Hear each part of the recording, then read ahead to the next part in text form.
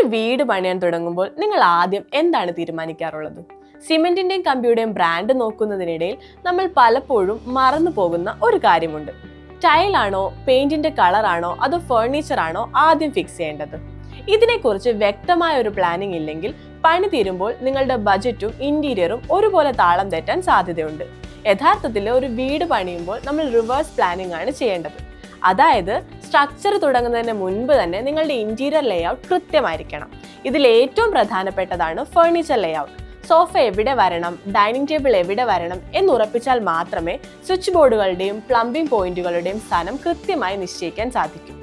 രണ്ടാമതായി നിങ്ങൾ ഫിക്സ് ചെയ്യേണ്ടത് വീടിന്റെ കളർ പാലറ്റ് ആണ്.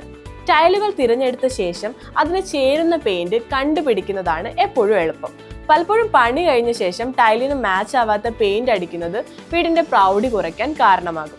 അതുകൊണ്ട് ഫ്ലോറിംഗ് മെറ്റീരിയലും ചുവരുകളുടെ ഷെയ്ഡും തമ്മിലുള്ള ഒരു സിങ്ക്രണൈസേഷൻ പ്ലാനിംഗ് സ്റ്റേജിൽ തന്നെ ഉറപ്പുവരുത്തുക.